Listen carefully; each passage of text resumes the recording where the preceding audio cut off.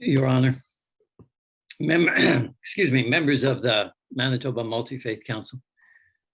Gareth. When Gareth said he wanted to nominate me for this award, I thought he was a little bit crazy. So many others, and many of you who are online here, have worked tirelessly to build interfaith understanding. So I was doubly surprised then when I got the call and figured out that A, it really was the Lieutenant Governor on the phone calling me and not some prank by a friend, and B, that I was the recipient. My first thought was, Gareth, that guy must be a heck of a letter writer. I am deeply honored by this award, and I receive it with gratitude on behalf of a community that was and is instinctively both intercultural and interfaith. You know, we are wherever we are and we accomplish whatever we accomplish, often not so much because of who we are as individuals, but because of those who have gone before, on whose shoulders we stand, and because of those around us, our companions, especially those nearest to us. I've been remarkably fortunate to have been married to a most remarkable woman, Mary. I could not have asked for a greater companion, even on the rougher bits of the journey. And we have two remarkable daughters, Kristen and Allison, each different, both deeply good, kind, resilient.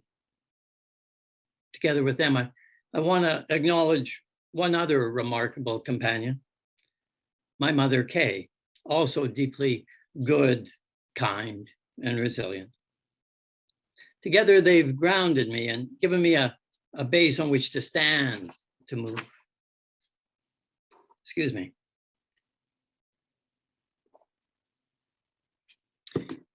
In the early 1900s, the poet Rilke, German poet, wrote, "Everything will be strong once again.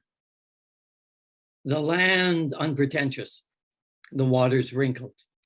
Trees will be tall and walls will be small. And in the valleys, a strong and diverse community of common people, of shepherds and farmers. No churches to encircle and capture God like a fugitive and then wail, lamenting him like a trapped and wounded animal. Instead, all houses open to all who knock. A sense of unlimited offering in all relations, in you, in me.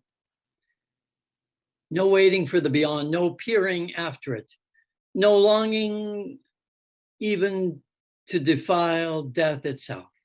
Instead, we'll practice being useful to the earth, so we will not be unfamiliar to her hands. Trees tall, walls small, all houses open to everyone who knocks. You know, there's an old rabbinic teaching, it dates back at least the 13th century CE, I believe, that Abraham's tent was open on all four sides so that anyone could enter. Basically, that's what happened.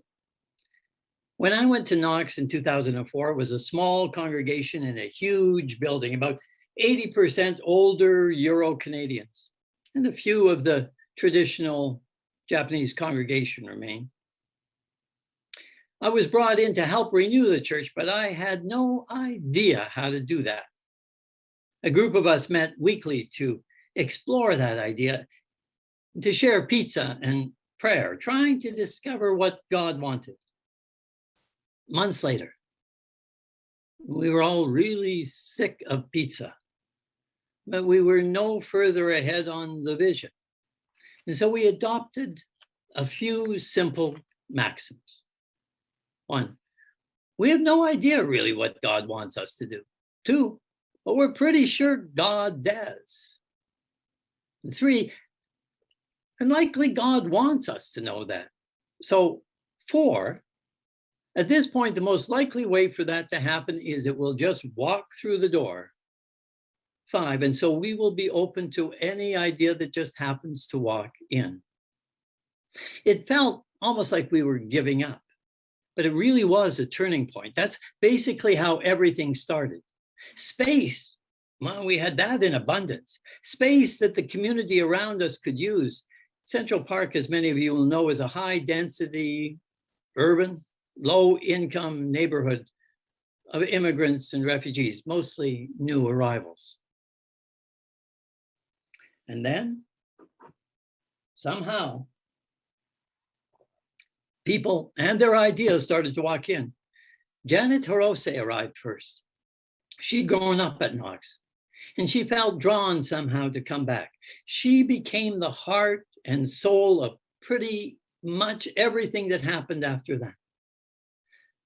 Mehran Kalla, a brilliant, passionate Somali activist, actress, and now stand-up comedian, showed up with a movie that she and other members of the Somali community in Winnipeg had made on their experience as refugees.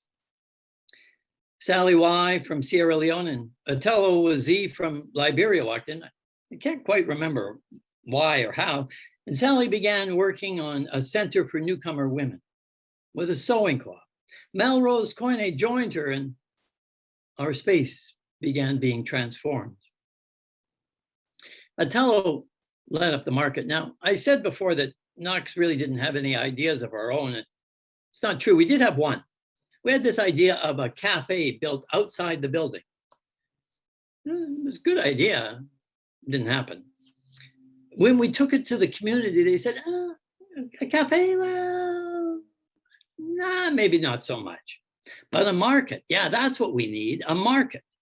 African style, a mixed market where someone who had just arrived and had anything at all that they wanted to be able to sell, they could start immediately selling something, earning some income, being part of the community. Raymond Garbui from Chad walked in, and he was skilled in gardens and farming, and he had this idea that newcomers could start growing their own vegetables for their families, for themselves, or to sell in the market. And so Rainbow Community Garden was formed. There were so many great characters, people. I'm so blessed. Fafa Bodigan from Sudan, indomitable. Abdul Said from Kenya, originally from Sudan, and so many others. Out of the market and garden grew Knox Community Kitchen was born.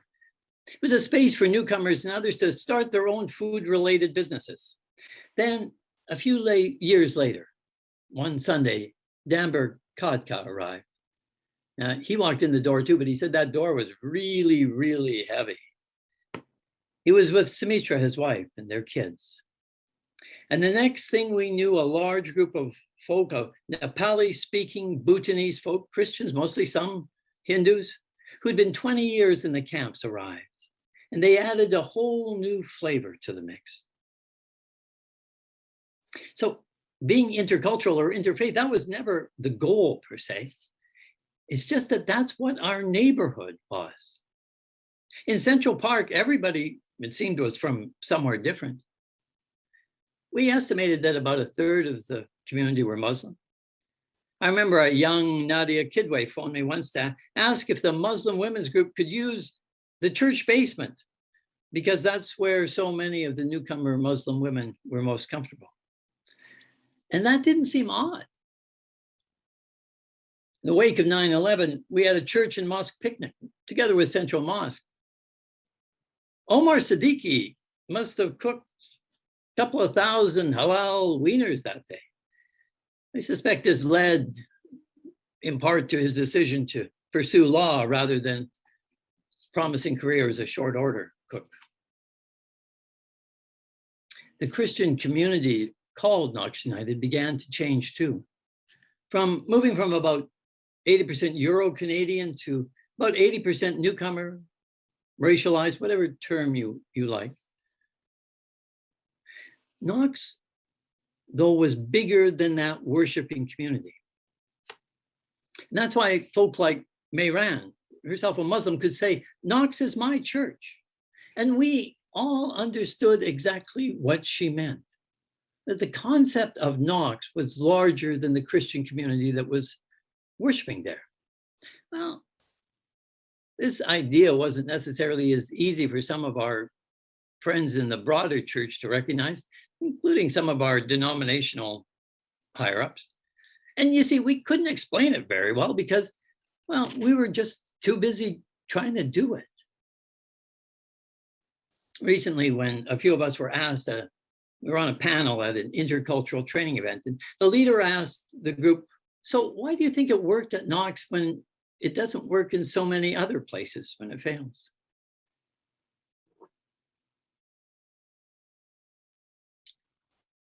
It was Raymond who answered. And he said, when I first arrived in Canada, I lived in an apartment that looked out over Central Park. Then one Saturday morning, I saw the old priest from the church. And he was picking up needles and condoms in the park. The park was a little rougher in those years, very much rougher. And I thought to myself, oh, that is something I could do. I can go and help that old priest pick up the needles and the condoms. And I was sitting there thinking, what is Raymond talking about? And then I understood.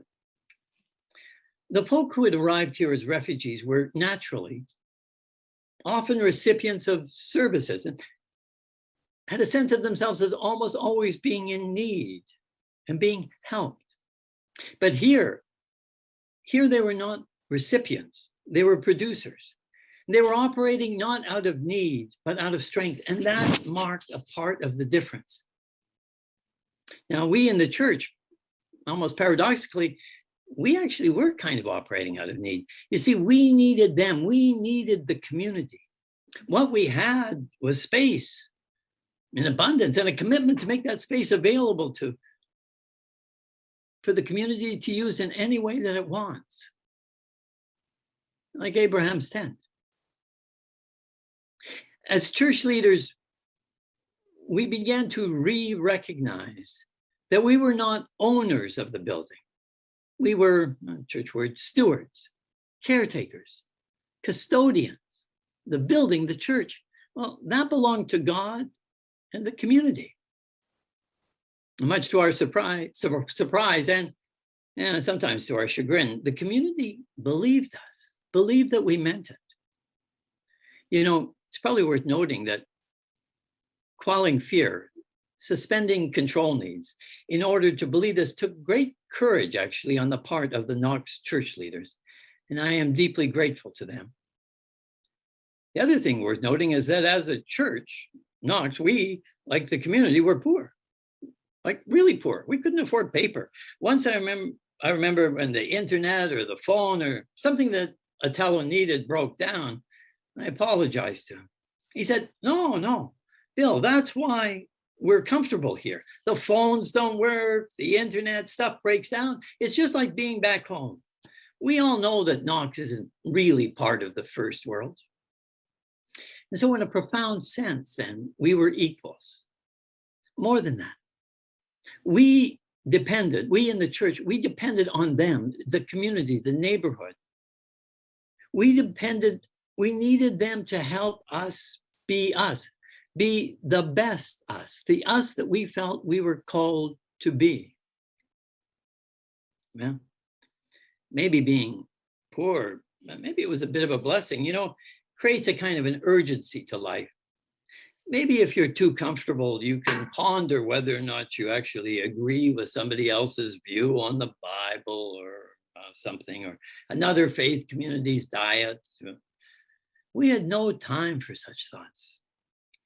It's like a Red River flood, and we were sandbagging. Now, when you're sandbagging, you don't start questioning the philosophical framework of the bagger next to you. You don't think, what's that person's view? You just pass the bag to each other. You work together. We were building neighborhood together. All of us, whatever our faith background. And along the way, we were joined by other people who believed in the possibilities, believed in the neighborhood. Business people, architects, funders, people who supported the community reshaping of the neighborhood. there was such remarkable generosity and goodwill. Remember the head of the Forks calling the head of Hydro to get power in the park for the market.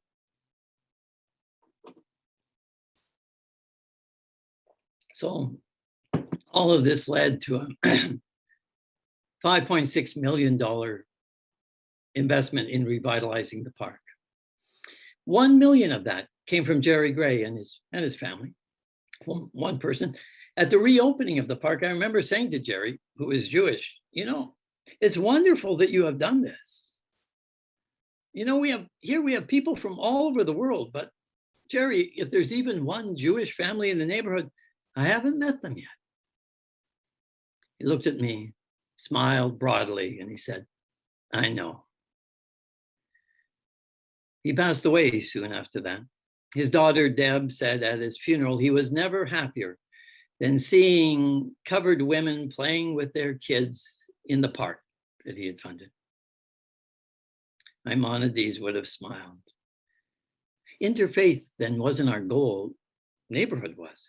Being neighbors, reclaiming space. That impulse has continued, strengthened after I left, with the Manitoba Islamic Association moving in and creating this unified Christian-Muslim center. And anyways, about that poor stuff, the people there, they were only poor in money. They were rich in so many other ways, rich in character, in wisdom. I remember early on, after some adventure, talking with two wonderful older Somali women. Older, I'm probably older than them now, but they were older to me at that time. Asili and Jamad. We had done, something had happened, and Jamad looked at me and said, Mr. Bill, for some reason, I was always Mr. Bill in the Somali community. But anyways, Mr. Bill, you are such a good man. If only you were Muslim, you would go to paradise with your boots on. Well, Asili was upset. She was enraged. She said, you can't say that to Mr. Bill. That would be like saying, Mr. Bill saying, Jamad, you are such a good woman. If only you accepted Jesus, you could go to heaven wearing your hijab. And then she looked at me and said, Mr. Bill, Christian, Muslim, little different. God, same. She was, of course, right. Nisha had just recently arrived, a young girl born in the refugee camps in Nepal. And Abdul, and I remember I mentioned Abdul before, from Kenya. Abdul and I were standing beside one another. She looked up at us and asked, are you guys brothers? Now, both Abdul and I have bald heads. God gave me mine. I think a razor might have given Abdul his. And I'm about as white as you can see. I'm about as white as the belly of a pike, northern pike. And Abdul is at the other end of the skin tone continuum. So what is it that she saw? Our bald heads, maybe. Our relationship, maybe. We looked at each other and both answered, yeah, we are brothers. And then Abdul asked how she knew. And she simply said, I thought so. I thought you guys were brothers. She wasn't distracted by skin tone or Muslim Christian differences. She understood more deeply. And she was right, of course. We are. I am very grateful to receive this award as a witness to what a neighborhood can be together, fully diverse, all kinds of different faiths and perspectives, and what a community can accomplish when people do good together, when they focus on that. Prophet Mike understood, God's shown you what is right. This is what the Creator wants, for you to do justice, to love kindness, and to walk humbly with your God. These words could basically be probably from any religion, because we pretty much all agree on the doing part. Maybe we should explore those philosophical nuances, but not right away. Let's wait. until after we have achieved that justice, that loving kindness, until we have righted those wronged relationships, created lasting peace. Until then, let's keep working.